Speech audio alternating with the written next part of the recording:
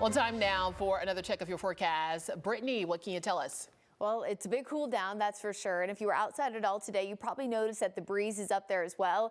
We did see some wind gusts today into the 30-mile-per-hour range, which is one of the reasons why we're watching that change with the humidity. Briefly this morning, feeling very sticky, but now we're starting to drop again on the other side. So it was short-lived change, but now we're looking at elevated fire danger returning for the rest of the week. 24-hour temperature change shows at least 20 to 25 degrees colder for everybody across the Piedmont. In fact, it's even higher if you go down towards Chirag, Rockingham, Fayetteville, Raleigh. They're 28 degrees cooler. So what was our official high temperature? It was actually 72. But if you look at that tiny little, what we call a bug at the bottom portion of your screen, it says the current temperature is 62. So how the heck did we see 72? Well, this is one of those rare cold front situations where we actually had our high of 72 just after midnight.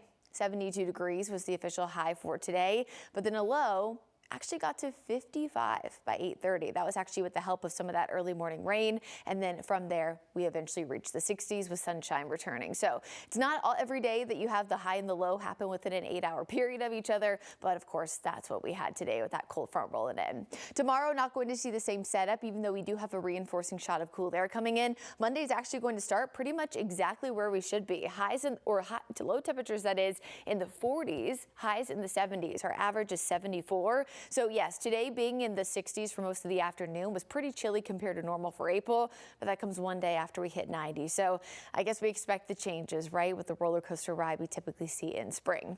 Tuesday, pretty steady when it comes to the average temps, and then we are soaring ahead of another big warm up. Temps eventually reaching the upper 80s to near 90 by the end of this week. So here's where the setup is right now. Lots of clouds cover still lingering because that cold front's not too far offshore, but this is that secondary shot of cool air coming with a secondary front tomorrow. So we're still holding on to the clouds really a little bit later than expected, but that's really not going to change the forecast moving forward. We're still in the 40s overnight and still in the 70s during the day tomorrow.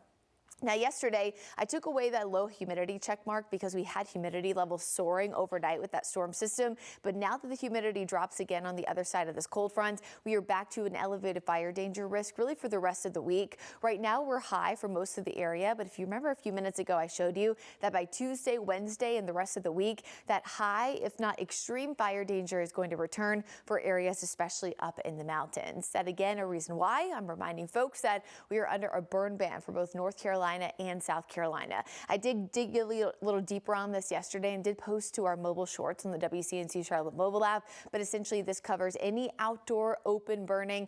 Think burning leaves, burning brush, no campfires, but there are some exceptions, especially if it's close to your home. But just remember that if you do something like that and it kind of gets away from that localized area, it's 100 feet within an occupied dwelling, is covered technically by local government officials, you could still be liable if it breaks that 100 feet mark. So again, as a meteorologist, I say just don't do it, but you can find more information there over on our WCNC Charlotte mobile app.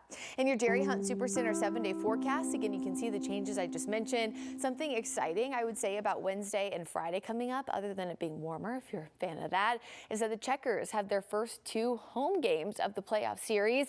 If they get to the best, 2 out of 3, they will play again on Saturday. Something exciting about Saturday is we are trending a little bit wetter, which does look positive looking forward, as we know we desperately, desperately need that rain.